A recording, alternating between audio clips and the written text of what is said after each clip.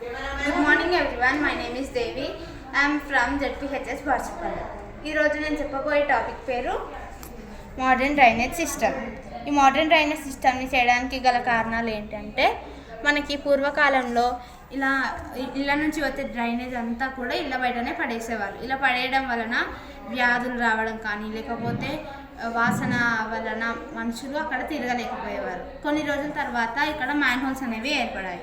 ఆ మ్యాన్ హోల్స్కి ఇంకా ఇళ్ళకి కూడా పైప్ కనెక్షన్స్ ఇచ్చి దాని నుంచి వచ్చే డ్రైనేజ్ అంతా కూడా దీంట్లో పడేసేవాళ్ళు.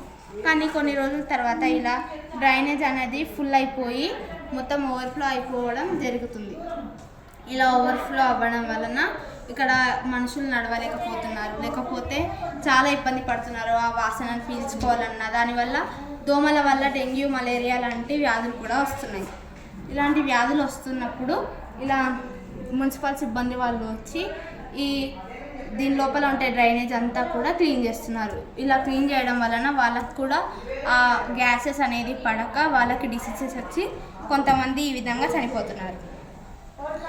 అలా చనిపోతున్నందుకు ఈ ప్రాబ్లమ్ని ప్రివెంట్ చేయడం కోసమే తయారు చేసిందే ఈ మోడర్న్ డ్రైనేజ్ సిస్టమ్.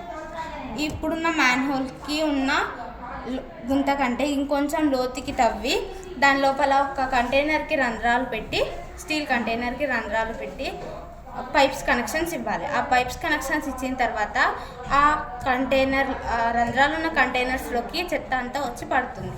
అలా వచ్చి పడినప్పుడు ఆ డ్రైనేజ్ అంతా కూడా వాటర్ అంతా ఇంకిపోయి ఓన్లీ సాలిడ్ వేస్ట్ మాత్రం మిగులుతుంది. దీనివల్ల మన మున్సిపల్ సిబ్బంది వాళ్ళందరూ వచ్చి ఈ కంటైనర్ అనేది ఈజీగా బయటికి తీసి ఆ డ్రైనేజ్ అంతా కూడా ట్రక్లోకి వేసుకోగలరు. మళ్ళీ ఈజీగా దాని లోపల పెట్టచ్చు. దీనివలన ఎలాంటి వాసన కానీ, లేకపోతే దోమల వల్ల వ్యాధులు కానీ రావు. ఇలా ప్రాణ నష్టం కానీ, లేకపోతే వాళ్ళకి ఈ విధంగా కష్టపడి తీయాల్సిన పని కూడా ఉండదు. ఈ ప్రాబ్లమ్స్ అన్నిటిని ప్రివెంట్ చేయడం కోసం తయారు చేసిందే ఈ modern drainage system. Thank you.